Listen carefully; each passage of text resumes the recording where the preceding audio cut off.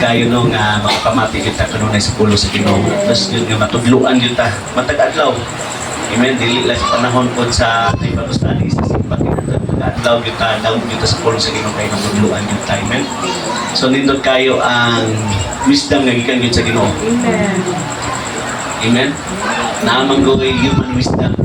Ano sa human wisdom kana kay mga timuha pag-abot sa mga tinuha pero diri sa kalibutan. Pero napagitawag nga heavenly wisdom.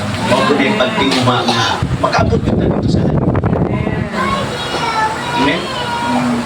Kinahanglan ko tag human wisdom para makakabot ta sa mga butang itinguha diri sa yuta. Kung wala kay heavenly wisdom, disukit mo maon ang butang nga itinguha sa yuta. Mao nga kinahanglan yuta nga ato gipanganduyon, no? Nga taga yuta wisdom nga gikan sa Dios. Kapalo mo atong istorya ni Solomon.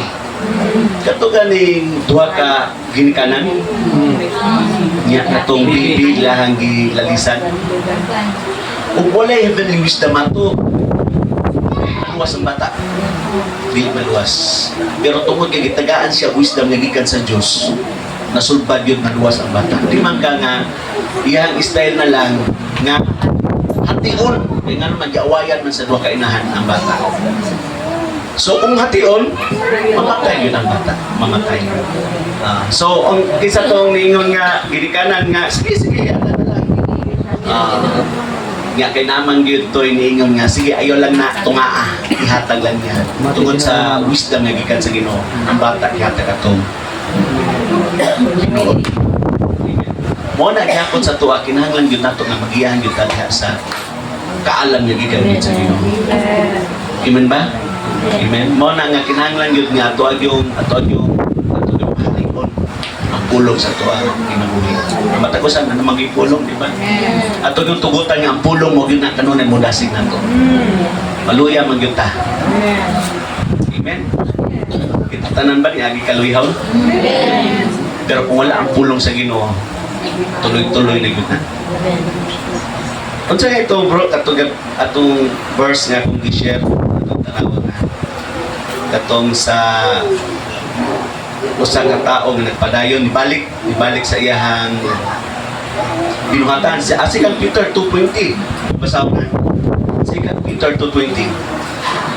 Ang mga tao nga nakailana kang Ginoong Hesukristo nga atong mangluluwas, gawas to na sa daotan nga mga kinaiya nga nagagahom sa katawhan dili sa kalibutan. Gawas no na ta. Amen? Apan kung mubalik sila sa ilang daotan nga kinaiya ug mahimo na usab silang ulipon sa ilang mga sala. Kaya ato nawala na unta ilang pagkaulipon sa sala, pero kay nibalik man sila, nahimo na po silang ulipon sa sala. Mas daotan pagayod unya ang ilang dangatan kaysa ilang kahimtang kaniadto sa wala pa sila mabautis. Kuyaw kayo, may tabo. Mas kuyaw ning nakapalo na mo sa kamaturan, pero nibalik mo sa kaniadto. Mao na nga itong mga bantayanan na kay kasagaran sa pagbalik anak, mas labaw pagod daw. Sa ato pa kaniadto nga lisod kayo kadagkon diri sa espirituhanon nga bahin. Unsa pa kayo balik ka, basta na yun ang isuda. Ambot kaya o masin siguro tibo congregation o bisita niya. Kaya nga naman, ang pulong sa Diyos Ginoo, walay pakak. Gawas o palangga kayo siya sa Ginoo, dahil napay buhaton ng Ginoo siyang kinabuhi. Muluhod siya pagbalik kung mag-inosol. O nang dili-talim ang pagpangalagad sa Ginoo. Basta ang dasigan mo, pero nagyod na magsigi o samok-samok si mo pagpangalagad sa Ginoo. Okay lang ang tao, magsigi dasig. Sige pa, kulang pa rin mo gibuhat. Pero wala man, dili pa rin mo na magsigi o sige man doon nagsamok para dili yung ka makapadayon sa pagpangalagad sa Ginoo. Amen ba? Dito ko last Sunday sa Turil, niya nalitay kayo kay nakabisita ko dito. Kaya ka na magod sila, mga kauban na namo na sa una dito sa Davao, nag-eskwela pa ko, hantod karon grabe gyapon. Nga, ningon sila sa kuha nga, ilagyo daw may nunduman ka na ito, mula agro daw ko dito sa Turil, basketball ang tuyo. Kaya na ito, mag-aato, mag-iapo ko dito, kaya magatiman ako na kanya ito. Maski na ako diri sa main, aktor ko, kaya makidula niya basketball. Karon lagi daw, kinato na daw ko nagsangyo sa pulong sa Ginoo. Glory to God. Yan na gibuhat ang Ginoo dito, itong Sunday. Yan, pag-abot po na ako diri, ako mama, siya na, iyan ipakita itong video sa praise and worship man. Praise and worship. Naghilak siya. Nagtanaw sa yan. Grabe daw ang iyahang kasing-kasing na nagtanaw sa praise and worship. Tapos, basa po na ako sa komentaryo nga si Bishop Montaño. Yan niingon siya nga dili daw trabaho sa tao. Sigurado din daw nga trabaho din sa Diyos. Yung pa na yun sa Diyos sa Santa Cruz. Pagpahanap kayo. Amen. Usana siya nga nisayas mo sa Ginoo.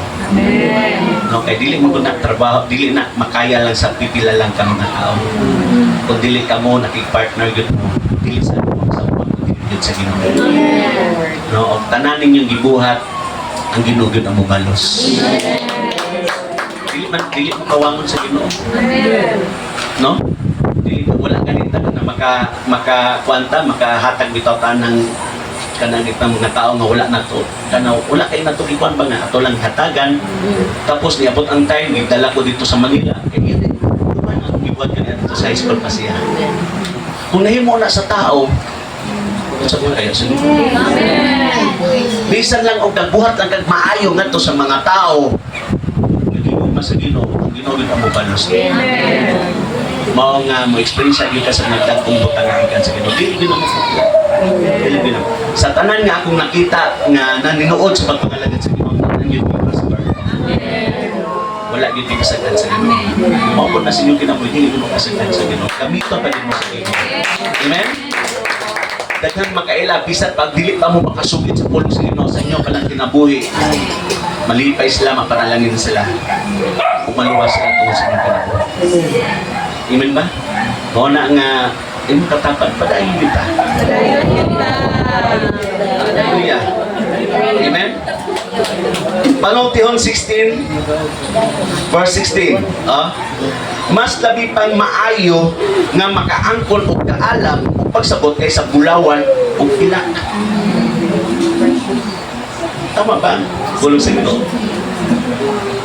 Kung naagad ni kay kanang ato lang ibasa sa Arctic Wisdom, nalagay kay balo mas gamay lang imong kapital mapadako na tungod sa imong kahibalo. Kana bitaw naanay idea sa negosyo, gamay lang kapital ana, mapadako gina niya. Tungod na siya kay balo ug sa iyang kaalam. Tama. Mao na nga ug naa kay dakong kwarta, pero wala kay kaalam sa pagdala sa kwarta, bisan kung dakuna, dali na kinang mahurot. Tama ba? Pero naa kay bisan kung gamay lang, mapadako na lang, hindi na yun na mabagsak ay tungkol sa kaalam na naan. Mabitaw itong pinaka-richest nga king si Solomon. Wala man siya ingon anak kadako kaniadto, pero tungod sa wisdom na ihatag sa Ginoo, nakapatong din siya. Basta gani ang Ginoo matudlo na nimo kopti dayon pamalandungin dayon kay kani ato mga na-experience na may tuyo ang Ginoo. Amen. Kung sa mga na-experience ninyo sa inyong Ginoo, ha? Pamalandungin ninyo, tanawa din ninyo, yak pasa mo sa pulong sa Ginoo, di ba matudluan yun mo? Tuyo, tuyo. Dili na ingon nga kay tungod sa imuhang buwan mo ni resulta, basta ang tanan na dunay tuyo. Kung inyo lang ang pamalandungan, makasabot yun mo sa inyong kinabuhi. Pagwas gani nga inyo ng masayran, sigurado yun. Di ba, magbalipayon mo. Amen ba? Muna ato lang, ginahanglan yun ka, mamalandong ta kanunay. No? Basta nga kung abutaan nga sitwasyon, ayaw din kasapot-sapot. Ayaw din kasuko. Ayaw din pag-blame sa uban. Pamalandungin sa sitwasyon. Luhod. Hindi kayo. Tama ba? Inyo ba nang natistingan? Amen. Sure yun mo? Yes. Eh gusto na ko na masinati usap ninyo ang mga butang na naa sa Biblia. mabasa diri nga mga karakter nga ato mabasa diri. Grabe nila. No, kang Abraham, kang David. Grabe kaya na sila mga naagyan. Kang Job. Ay, grabe yun. Pero sila mga naagian, imo makita wala na sila mag-blame. Tao. Nila tanang gihanap sa Ginoo. Kaya naman, ang angay na bang yun natong agtuan, ang Diyos ra mo. Gahapon na istorya na ko, siya pastor, nag-ingon sa Biblia, okay lang inom. Umago ka. Kung sa nga verse, sa kasal sa Kana. O dili unta daw, ano, o gimuon nga bino, wala unta daw magbubog. Ako ra po siyang ingnan nga ang milagro nga gikan sa Diyos lahi ang bino. Ang imong buot pasabot dili na gikan sa Diyos, gikan na sa kumpanya nga napunog alkohol. O nung tan-awon ang Biblia, wa yun, tuminig yun ang Ginoo sa mga tao ng mga palhubog. Ayaw kani nga verse lahi nga interpretasyon kay kamani nga verse mo ni ang mga verse ng mga palhubog. Ilalang gusto nga at least makapadayon sila. Tama ba? Kung ako sama-sama na.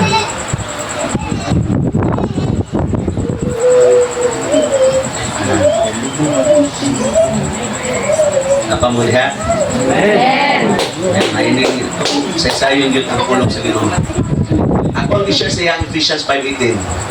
Ayaw kamo paghubog-hubog kay makadaot lamang kini kaninyo. Tinghuayon ninyo nga mapuno kamo sa espiritu. Amen. So ayaw kamo paghubog-hubog. Katong binog gikan sa Ginoo maayo to kay ngano man gikan dito sa Ginoo. Amen. O kanang imuhang giabrihan diha dili na gikan sa Ginoo, gikan na sa kumpanya. Sabi ko, pastor, no? Ako dito, ako inon dito, ako mga higala. Ako kanang mga higala, palahubog na siya, palahubog. Mo lagi nang ilahang verse. Ilahang ito is para ikaw mismo, ikaw no, o wala kay wisdom, nagikan sa Ginoo, muasabay ka, mas daghan pagkagrinit ka sa nila. Mabiya po na ang akong amigo dito sa Kapatagan, akong pare, nga kauban na biya po, parihabi ang pagtulunan po na to, mas nahimo pa ganin siyang elder, ako ato, negosyante pa lang yun. Karoon, bisitahan po. Moto yang ingon nga okay ra kay ngano man ingon daw sa bersikulo okay lang daw mag-inom basta di lang daw mag-hubog-hubog. Kung sa mga verse na siya nabasa na sa Biblia tanawa ng mga wala makahibalo sa Biblia sila pa'y magpataka og istorya kita nga napuno sa pulong wa gyud tayo sangyo-sangyo sa pulong. Mao na nga naghan sila ang kaninood nga mera. Tama ba? Kaya nga naman, maayo man kayo silang kusanyaw, masik mali. Maayo kayo mo pahiba, mo pasabot. Nagbilisting kayo, to, no? Tinuod bitaw mo mapagin sa Biblia. Amen? O na nga kinahanglan ta, ngadto sa mga tao, nga nagkinahanglan nga mudawat yun sa kasasan. Ulog sa Ginoo. Amen? Kung yan nga matagusan sa pag